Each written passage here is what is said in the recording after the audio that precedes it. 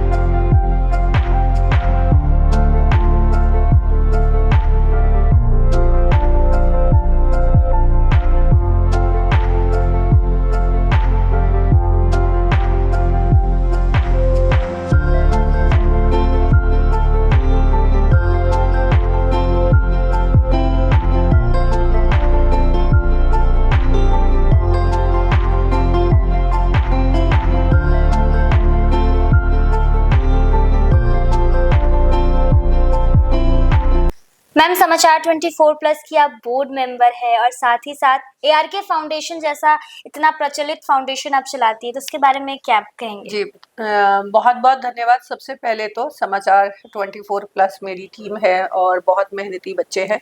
इतने सालों से इन्होंने अपने जो हनी है, इसने अपनी बहुत मेहनत दी है। एक अच्छा इसने मारवा स्टूडियो से कोर्स भी किया है। तो मेरा समाचार 24+ की पूरी टीम को बहुत बहुत धन्यवाद। और जैसे कि आप बात कर रही हैं कि आप ARK फाउंडेशन के बारे में, तो ARK फाउंडेशन में मेरा उद्देश्य हमेशा यंग बच्चों को, अलग अलग फील्ड के बच्चों को, उनके टैलेंट को और उनके जुनून को पर्दे पर लाकर, मंच पर लाकर लोगों से रूबरू कराना है। और ऐसा मैं पिछले 10-15 सालों से कर रही हूँ।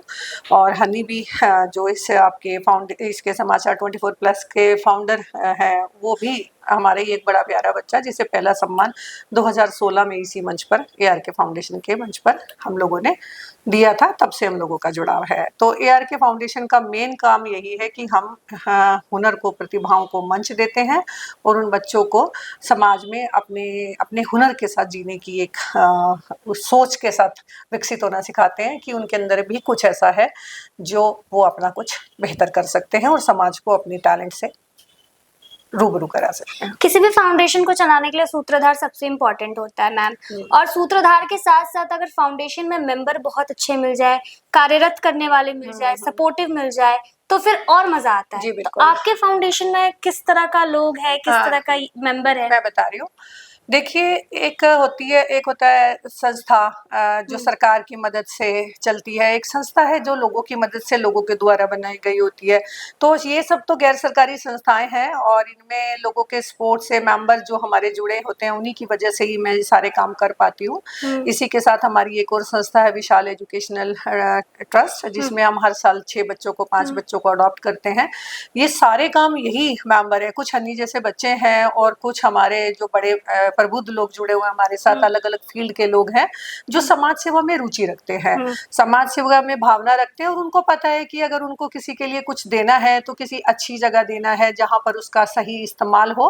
तो इस मामले में ARK फाउंडेशन, विशाल एजुकेशन ट्रस्ट हमेशा बहुत लकी है कि हमारे साथ देश भर से अलग अलग फील्ड के लोग हमारे मेंबर्स हैं और वो हमें दिल से सपोर्ट करते हैं।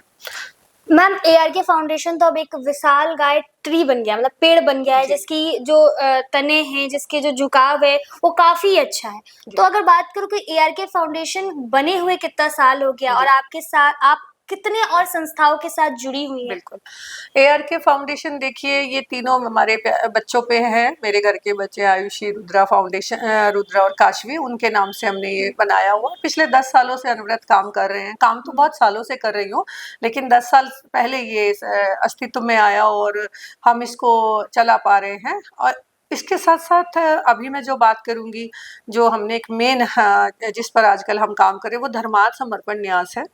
धर्मार्थ समर्पण न्यास हमारी एक ऑर्गेनाइजेशन है, एक संस्था है, एक संगठन है, जिसे हम परिवार की तरह मानते हैं। और उसमें हम लोग जो कर रहे हैं, महिला सशक्तिकरण, पर्यावरण, शिक्षा और धर्म पर और मानसिक स्वास्थ्य पर काम कर रहे हैं।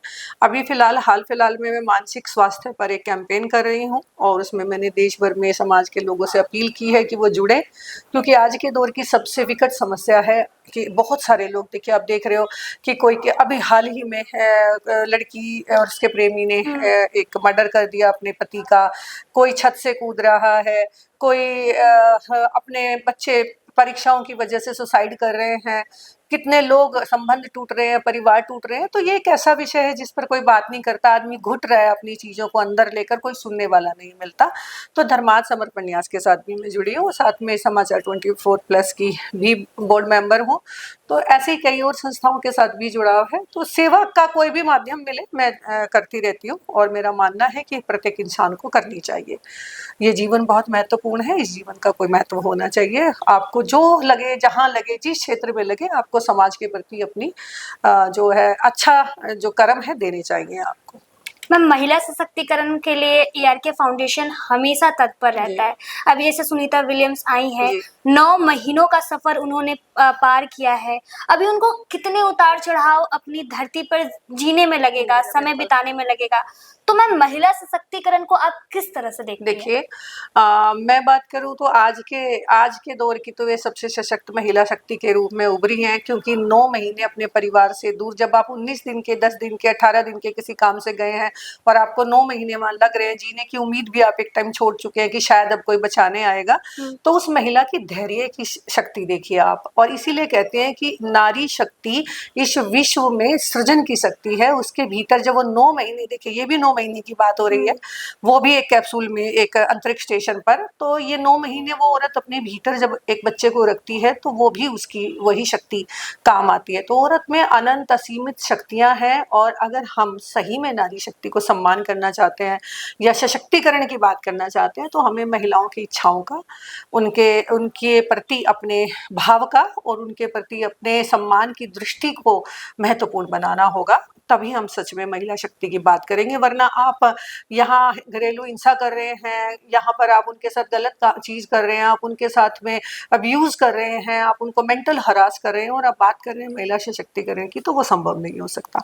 तो मेरा मानना ये है कि महिला दूसरी महिला को सपोर्ट करे तो भी बहुत सारा रास्ता तय होता है। जैसे कि मैम आपने धर्मार्थ की बात की, तो आजकल यंगस्टर्स में तनाव, डिप्रेशन बहुत कॉमन हो गया है। मतलब अपने मम्मी पापा को वो कुछ शेयर नहीं करते हैं, फ्रेंड्स को कुछ शेयर नहीं करते, उस उलझन में वो फंसे रहते हैं। तो उस उलझन से निकलने के लिए क्या ये धर्मार्थ का पार्ट सही है? देखिए, मैं आपको एक बात बताऊं, धर्म हमेशा आपको अपने कर्तव्यों के प्रति सचेत रहना सिखाता है। धर्म आपको सिखाता है कि किस तरह से आप अच्छे कार्यों में लग सकते हैं। आप गीता की देखिए, समस्त संसार का ज्ञान अगर आप जानेंगे तो आप गीता की किताब के भीतर प्राप्त कर सकते हैं। वहां पर माता पिता के प्रति डेडिकेशन है, तो अपने अधिकारों के प्रति आपका सचेत रहना भी है। वहां अगर गलत का विरोध करना है, तो वहां आपका सही के साथ खड़े होना भी है। तो इस हमारे जब संस्कारों में ही है, तो धर्म तो हमें हमारे मूल्यों और संस्कारों से जोड़ता है। हमेशा मैं आज के बच्चों को यही कहना चाहूंगी कि उनके भीतर धैर्य की कमी है, उनके भीतर विश्वास की कमी है।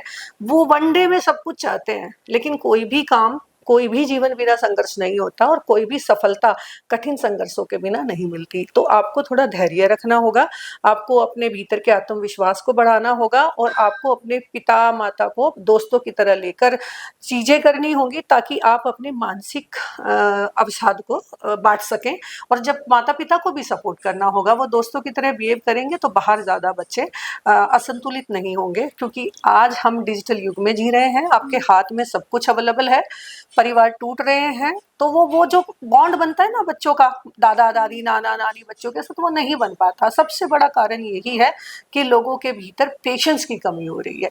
क्योंकि हमारे बचपन में एकल, हम सब ज्वाइंट फैमिली में रहते थे, अब सब अलग अलग शहरों में, अलग अलग जगह काम के लिए, चीजों के लिए हो रहे, तो ना वहाँ कनेक्शन बन पाता है, ना लोगों के साथ जुड़ाव बन पाता है, ना अपनों की भावना जुड़ पाती है। तो इस वजह से बहुत सारी चीज़ें खराब होती हैं। तो मेरा यही है कि अकेले बच्चे नहीं, इसमें पेरेंट्स को भी उनके साथ में मैच्योरिटी के साथ आना होगा, तभी जाकर हम लोग दोनों चीज़ों का संतुलन बनाए रखेंगे। और धर्मार्थ समर्पण न्यास इस पर एक बहुत अच्छी पहल कर रहा है, और आप लोगों के चैनल के माध्यम से भी मैं यही कहना चाहूँगी कि आप लोग हमसे जुड़ें और एक दूसरे के पक्ष को समझने की कोशिश करें, अलग अलग पहलुओं पर बात करें, और धर्म को धर्मांधता की तरह ना लेकर धर्म को कर्म की तरह इस्तेमाल करें, उसको समझें और जानें। जैसे कोविड-19 आया था मैम, तो कोविड-19 में पूरा देश लॉकडाउन में था, ठीक है? सब घर में रहते थे, लेकिन वो एक देखा जाए कि रिश्ता को और मजबूत भी किया उसने, लेकिन कई रिश्तों में उसने दरार भी डाली। डाइवोर्स की खबरें काफ़ी आई, तलाक ले लिया, अब रह नहीं पा रहे, और बच्चों पे इसका सबसे ज़्यादा बुरा असर इसलिए पड़ा है क्योंकि हाथों-हाथ फ़ोन था, स्कूल कॉलेजेस बंद था।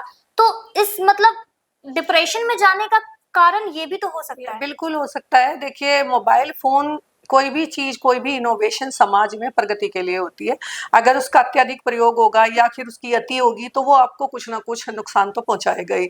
जैसे कि आप ये कहते हैं कि परमाणु बम बनाया गया, परमाणुओं से जीवन चलता है, परमाणु की गतियों के माध्यम से हम जीवन की निश्चितता को देख पाते हैं। वही परमाणु विध्वंसकारी है अगर आप उसको गलत रूप में इस्तेमाल करेंगे। तो कोविड में जहाँ एक तरफ लोगों के जीवन की सोच बदल गई, जिन लोगों को टाइम नहीं मिलता था वो सब एक साथ घर में रहे, टाइम स्पेंड किया, देखा, परिवार की वैल्यू समझी, क्योंकि करने के लिए कुछ था ही नहीं। सब सुबह निकलते हैं, ट्रेन की गति से आना जाना ऐसे चलता रहता है लाइफ में, काम काम, स्कूल कॉलेज सब कुछ। तो उसने लोगों को लोगों के करीब किया और लोगों को लोगों से दूर भी किया, क्योंकि जब आप एक ही कमरे में बंद होंगे, एक ही घर में बंद होंगे, तो तनाव भी होगा आपको, आपके कामों के बारे में भी रुचि आपकी पता नहीं चल रही है कि आपको करना है, कि आपका टाइम पास नहीं हो रहा है। तो हर चीज़ के दो पहलू होते हैं, लेकिन कोविड ने एक जो सबसे अच्छी बात की वो की कि आपको इंडिपेंडेंट होना सिखा दिया, ज़्यादा से ज़्यादा आपको कम से कम सुविधाओं के साथ जीना सिखा दिया। आपको बता दिया कि आपकी भागती हुई ज़िंदगी में अगर ठहराव चाहिए तो आपको अपनों के साथ, आपको अपने परिवार के साथ, और आपको अपने अपने बारे में सोचना होगा। जो लोग पैसा इकट्ठा कर करके लगे थे, तो वो कोई पैसा काम नहीं आया किसी का, क्योंकि आप जब कुछ चल ही नहीं रहा तो आप कहाँ से कुछ मंगाएंगे, आप उड़ नहीं सकते, आप जा नहीं सकते। तो पैसे की इम्पोर्टेंस कम हुई और लोगों को लोगों के जीवन के बारे में पता चला। तो और वहीं आप कह रहे हो कि भाई वो एक साथ ना रह पाने की स्थिति में बहुत सारी चीज़ें भी क्रिएट हुई, तो वो एक छोटा पहलू है। लेकिन सच माने तो मोबाइल ने उस दौर में नुकसान ज़्यादा किए, क्योंकि बच्चे पढ़ाई से छूट गए, वो एडिक्शन हो गया उनका कि अब तो ऑनलाइन ही, ऑफिस से छूट गए तो वो एक एडिक्शन हो गया कि बाहर जाना वो मुश्किल हुआ। लेकिन चीज़ें वक्त के साथ बदल जाती हैं। कोविड का सबसे बड़ा मैं सकारात्मक पहलू देखती हूँ, और मैं ये देखती हूँ कि कोविड ने लोगों को लोगों के करीब किया, लोगों को इंसानियत के करीब किया, दुनिया को एक सूत्र में बांधा और ये बताया कि आप प्रकृति के साथ अगर खिलवाड़ करेंगे या प्रकृति के साथ अगर आपकी चीज़ें खराब होंगी, तो प्रकृति आपके साथ कितनी कितनी कठोर हो सकती है। तो लोगों को प्रकृति के करीब भी लेकर आया। कोविड ने लोगों को पेड़ लगाने की प्रेरणा दी, कोविड ने लोगों को एकजुट होने की प्रेरणा दी, कोविड ने लोगों को बताया कि अगर आप आयुर्वेद अपनाएंगे तो आप कितना, लोग काढ़े बना के ठीक हुए, हॉस्पिटलों में जाकर मर गए, इस तरीके की भी स्थिति आई। तो कोविड के फायदे हम सकारात्मक पहलू देखें और भविष्य में ये माने कि वसुधैव कुटुंबकम की भावना से जीना सीखें, सबसे प्रेम करें और एक दूसरे के साथ सहयोग की भावना से खड़े रहें। मैम, एक आप सामाजिक पत्रकार भी है, आपको मतलब समाज में जो कुरीतियाँ चल रही है उसके बारे में आपको पूरा नॉलेज है जी। आपने धर्म और धर्मार्थ पर इतना बोला, इतना अच्छी बात बताई। तो एक सवाल मेरा ये रहेगा कि आपने अभी देखा होगा 144 सालों के बाद महाकुंभ का मेला लगा था प्रयागराज की पावन धरती पर, काफी लोगों की मृत्यु हो गई, अकाल मृत्यु कहे या फिर कुछ जो धर्म गुरु है उनका ये कहना है कि मोक्ष की प्राप्ति हो गई। और वहां पर भी हमने जो जनता से बात की, उन्होंने कहा कि अगर कुछ नहीं बनना यंगस्टर्स को तो बाबा बन जाओ, गुरु बन जाओ। तो ये एक अलग तरह से संदेश नहीं दे रहा है यंगस्टर्स को? बिल्कुल। देखिए, मैंने आपको अभी क्या बताया, धर्म कर्म की पाठ पढ़ाता है, धर्म कभी धर्मान आप अंधा होना नहीं बताता है। आप अगर सनातन धर्म की बात करें तो जो आज साइंस बता रही है वो हमारे यहाँ बहुत पहले हो चुका है, बताया जा चुका है। हनुमान चालीसा में एक वाक्य इसका अद्भुत उदाहरण है कि वो जो 100 योजन की दूरी और वो जो बताया जाता है, तो वो अगर नासा ने भी माना कि भाई आपके पास वो सब तथ्य थे। ऐसे ही कुंभ का तथ्य है कि भाई ये जुपिटर की जो हमारा ग्रह है उसके ऊपर कोई भी त्योहार नहीं है, कोई तीज नहीं है, कोई फेस्टिवल नहीं है। तो ये उस गुरु की दिशा पर हमारा ये कुंभ का आयोजन जो होता है, हम ही कहते हैं कि यहाँ अमृत गिरा था। देखिए गंगा को तो सभी मानते हैं, गंगा माँ को, कि उसके पानी को ही अमृत समान मानते हैं। आप सालों साल रखेंगे तो उसके भीतर कुछ खराब नहीं होगा, वरना आप 5 दिन एक बोतल में पानी रखिए वो खराब हो जाता है। तो कुंभ का जो हम कहें तो कुंभ भारत की सनातन की परंपरा का एक हिस्सा है। महाकुंभ की जो आस्था का साथ लोगों की आस्था का जुड़ाव है। आस्था जब आप किसी के साथ में किसी चीज को मानते हैं, धारण करते हैं, तो लोग हिंदुत्व एक पूरा का पूरा जो है ये कोई अंधापन नहीं है। हिंदुत्व जीवन जीने की एक प्रक्रिया है कि आप किस तरीके से अपने जीवन को जीते हैं, वो हमारी इस धर्म के भीतर है।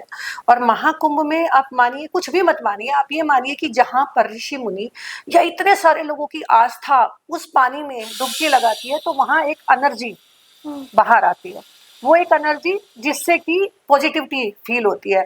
तो वहां पर भले ही कोई आप मान्यता ना मानो या किसी चीज की बात ना करो, लेकिन अगर इतने सारे लोगों की पॉजिटिव एनर्जी इकट्ठी होती है तो आपको वहां कुछ ना कुछ प्राप्त होता है। तो युवाओं को भी वही कि आप बाबा बनिए, ये बनिए। देखिए ये तो एक नकारात्मक पहलू है जिस पर हम कितनी भी बात करें तो क्रिटिक्स कहीं भी जा सकता है, लेकिन सच्चाई ये है कि बाबा बनने के लिए भी आपको घर बार तो छोड़ना पड़ता है ना। आपको अपने अपने विषय विकारों का त्याग करना पड़ता है, और अगर आप अपने भीतर से विषय और विकार निकाल देंगे तो आप ग्रस्त में भी रहकर उतने ही बड़े बाबा है। सच्चाई ये है कि भागना नियति नहीं है। अगर साधु संतों ने तो वो जीवन चुना तो उन्होंने वो जीवन चुन लिया, लेकिन युवाओं को ये मैसेज नहीं लेना चाहिए। अगर उनको कहीं जाना भी तो आपने इस्कॉन के देखे पुजारी, वो पढ़ लिख कर संस्कृति को व्याख्यान कर रहे हैं। बाबा बनना, एक बाबा एक शब्द है, हमारे यहाँ बड़े बुजुर्गों को बाबा कहा जाता था, उनके आशीर्वाद को मान्यता मिलती थी। लेकिन अब नकारात्मक पृष्ठभूमि को छोड़ते हुए अगर हम माने तो कुंभ ने लोगों को बहुत कुछ सकारात्मक दिया। कुंभ ने लोगों को जीवन जीने की एक दिशा दी, और कुंभ ने धर्म का एक ऐसा ज्ञान दिया कि वो युगों युगों तक याद रहता है। और इस कुंभ के माध्यम से आपने कहा कि लोगों की डेथ हुई, तो आप मानिए कि मैं कोई पार्टी या किसी चीज की विचारधारा से प्रभावित नहीं हूँ, लेकिन सच्चाई ये है कि अगर आप ये भी माने कि चलिए 50-60 करोड़ बहुत ज्यादा हो गए, लेकिन अगर आप कहीं 10-20-25 करोड़ की भी बात करें तो किसी शहर में इतना बड़ा आयोजन हो रहा है, व्यवस्थाओं में कुछ ना कुछ कमियां कहीं ना कहीं हो जाती है। और फिर अगर सबको चाहिए कि एक ही जगह स्नान करना है, एक ही पॉइंट पे स्नान करना है और एक ही जगह, तो असंतुलन कहीं भी हो सकता है। और अगर उसमें कुछ लोग हताहत होते हैं या कुछ लोगों की जाने जाती हैं, तो ये उसके प्रति सरकारों का तो है, प्रशासन का तो है, हमारा भी फर्ज बनता है कि थोड़ा सा पेशेंस रख के करें। गंगा माँ सब जगह वैसी है, सरस्वती का जल अगर मिल गया है तो कुंभ में सभी सब जगह पर है। तो थोड़ा सा अपने भीतर संयम भी रखें, क्योंकि जब आप इतनी दूर दराज से चलकर कहीं जा रहे हैं, तो अगर आपको 2 घंटे बाद स्नान हो जाए या थोड़ी सी अवस्था झेलनी पड़ जाए, तो आपको अपने जीवन के साथ खिलवाड़ नहीं करना चाहिए। बाकी देखिए प्रशासन का तो रहता है, वो अगर कोशिश करें तो बहुत बेहतर चीजें हो सकती है।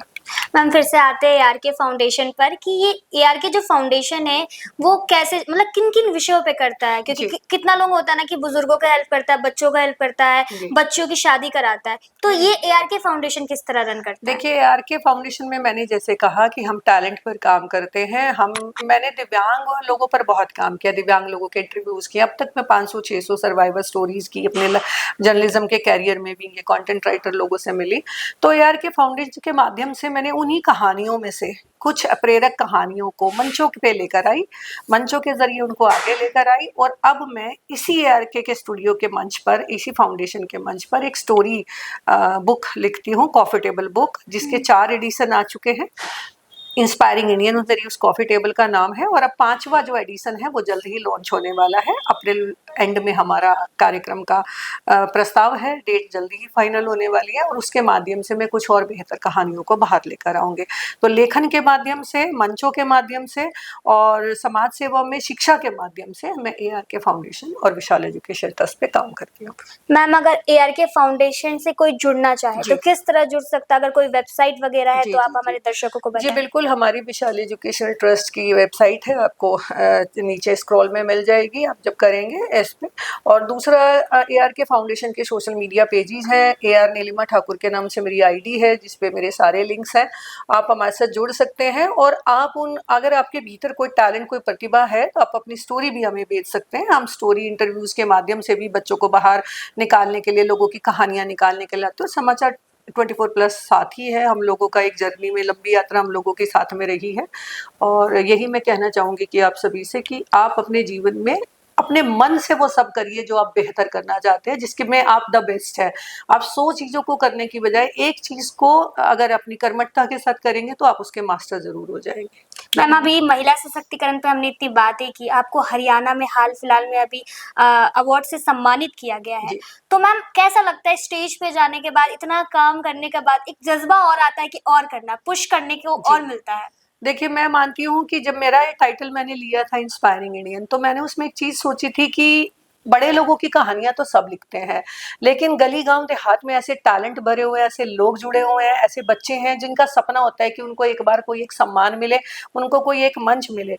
तो ये सच है कि देश भर में मुझे बहुत सैकड़ों सम्मान मिले हैं, बहुत सारी ऑर्गेनाइजेशन ने दिए, राजीव गांधी एक्सीलेंसी अवार्ड मिला, नारी शक्ति मिला। तो लेकिन मुझे सबसे ज़्यादा खुशी अपने शहर में इस सम्मान को प्राप्त करके हुई, और वो भी हमारे यहाँ की जो हमारे राष्ट्रीय महिला आयोग की अध्यक्ष हैं रीटा जी, उनके माध्यम से।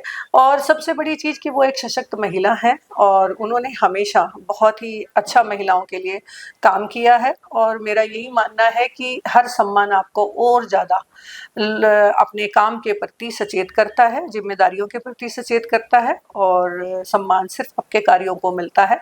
तो अच्छा करते रहिए और लोग आपको स्वयं ढूंढ लेते हैं। सब्सक्राइब करें हमारे YouTube चैनल समाचार 24+ को और लेटेस्ट अपडेट के लिए बेल आइकन पर क्लिक करें।